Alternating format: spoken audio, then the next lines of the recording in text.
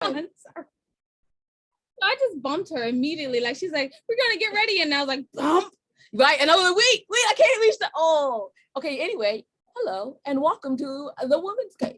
Ooh. Oh, yes, I'm Winona, by the way. And I'm Jade. And Jade, remember Jade just I'm like at the top. Like, this is amazing. Yeah. I think that bump like really helped us. I think it did. Maybe we should do it on everyone. Like everyone. Bam, professionalism. Nah, I feel like I'd get bored being that professional. Probably okay, so to break true. This whole professionalism thing. So if y'all saw me tapping my head, I thought I had put on 2 headbands today. Turns out it's just one. I know. And she put on the headband I was about to put on. And I was just like, all right. I just let it be. I let it be though, because that's what you do with your best friend. You let it be. Yeah, you do. Let it be. Let it go. Okay, really? I'm sorry. What? I don't know. I'm singing in the middle. What are we doing? Anyway, we're gonna talk about books. Yeah, we wrote literary life guides with pop poetry, and I thought divorce was bad with other life lessons, and I thought being grown up was easy. If only I were me, a memoir in verse, Four and Coffee, in the Widow's web series, or where you get your audiobooks, so you can check those out. And you can check out one of my favorite books, and you can find out everything the ladies are doing on www.andithoughtLadies.com. All right, so y'all aren't here to hear about us. You're here to hear about our wonderful guests. Would you like to introduce yourself? Yes, thank you, ladies. My name is Joanne Easley, and I have always wanted to be a writer. I was one of those kids in grade school where I had a Nancy Drew book open in my lap during class. And my hobby is swimming. I swim 3 times a week, 1.25 miles to stay in shape. And I love dogs. I have 3 rescue dogs that are absolutely spectacularly perfect. Wow, that's amazing. And I want to talk about where are you doing the swimming? I know I'm going to ask like a real question, but you said swimming and I have to know. Well, I live out in the country, in the hill country of Texas. And I drive to Kerrville, Texas, which is famous for a folk festival that they have every year. And there's a gym there that has a swimming pool. So I drive 50 miles round trip 3 times a week to go swimming. It's like I am dedicated. And you love it, because when you drive 50 miles round trip 3 times a week, oh yeah, you love it. It's like, at that point, it's a passion. I love food, but if I have to drive 50 miles to the restaurant on my way, I'm gonna be like, it really wasn't worth it. I'm just going back. Maybe have some food at my house. All right, so you said that you knew you wanted to be a writer. Yes. But you were a reader first. So how did you craft that as you were growing up? How did you develop your reading skills into a writing career? Okay, well, Nona, yes. Way to give me back. Good question. Well, I think that in order to be a good writer, you have to be a reader. Mm-hmm. And I started young, and my mother was a really good example. She was a heavy reader, and I had a library card early, and I started taking her books, her adult books, and reading them when I was like 10, 11 years old. So I really developed a taste for the written word, and I just love a good story. And my father was a storyteller. He could go on and tell stories. So I think I got that from him. And I started taking a lot of classes and going to workshops when I was in my 20s. And then life kept happening to me, as it does to many women. And I moved cross country for my husband's career, back and forth. Then I had kids, and everything gets pushed in a drawer and put aside. Then you move to another city and you drag it all out and you find a new writing group and you start all over again.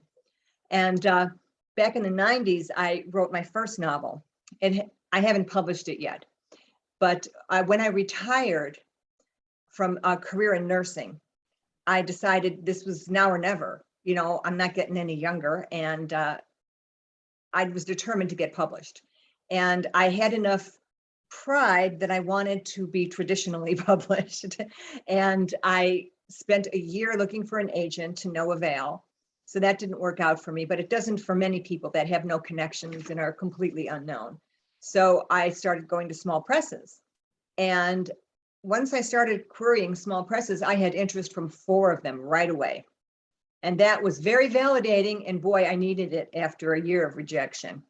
So I signed with a small press, and my debut novel came out the week of the lockdown 2 years ago, which was a huge disappointment. I had about 20 events lined up, in-person events, to sell my book and speak about it, and they were all canceled one by one by one. And as the weeks and the months went by, it was just awful. And I had to teach myself some computer skills and get more online and get on social media. So I have a presence on Instagram and Facebook and Twitter. Those are my primary methods. And I do all my own publicity and all my own graphics. So I spent a lot of time doing that. And then last June, my second novel came out.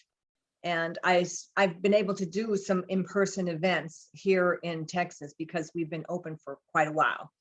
And I go to different libraries, the libraries have been great. You're going to find readers at a library. I've done other events like craft fairs or just general festivals where people are not necessarily looking for books. And the library events are 2 to 3 hours, which is perfect. Some of these other festivals are like all day, and it's hard to sit there all day long. So I am working now on my third book. It's almost finished, and I expect to release it this fall. Wow. I mean, I think you're like the queen of pivot. Like you like, you never gave up. So what made you continue to pursue your writing, even though life was happening to you? Well, it's something that I wanted so badly. I wanted to tell my stories. I wanted to talk about women in my books. I have a little tagline, fiction about complicated women who eventually figure it out. And it takes a while, and they go through trials and tribulations, but we all do in our life. And I wanted that my books to have a positive message at the end. I also like to write in the 60s and 70s when I came up. And the era before cell phones. I mean, we're so reliant on all our technology today, but back before we had instant communication, relationships were different. You had to wait for that phone call. You had to wait for a letter. We don't have any of that anymore.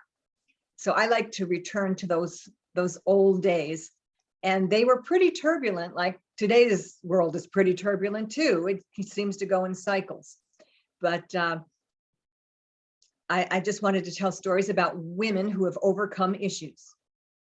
I thoroughly love the fact that you're telling stories about women overcoming issues. It makes it a complicated, emotionally suspenseful type of story, right? And like hooked. Definitely. Your readers are hooked.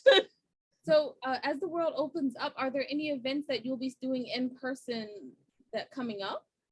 Yes, I have an event tomorrow, as a matter of fact.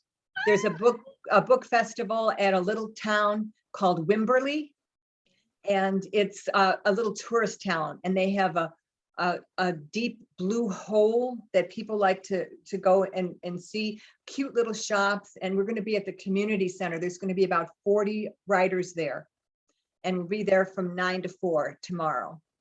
Hopefully selling some books. That is fabulous. So where can people find out more about you online and buy your book? Well, my books are on Amazon.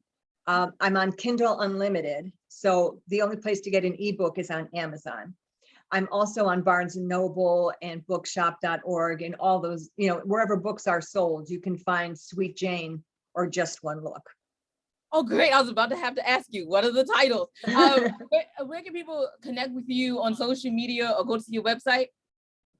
My website is JoanneEasleyAuthor.com. And my Instagram is Joanne Easley Writer. My Twitter is JEasleyTX for Texas. And on Facebook, I'm Joanne R, middle initial, Easley Writer. So I have a presence at all those places. Fabulous. Thank you so much for coming on the show. We really appreciate it. And Jade, would you like to wrap us up? I'll go ahead and wrap us up. You can find out everything your ladies are doing on www.andithoughladies.com. While you're there, take a moment, go to the middle of the page and see the charities that we proudly support. If you can support them also, we thank you in advance for that. And just remember, y'all, wisdom is all around you if you're open to finding it and accepting it. So peace and love, you guys, from Winona and Jade. Bye-bye. Oh, yeah, thanks for listening.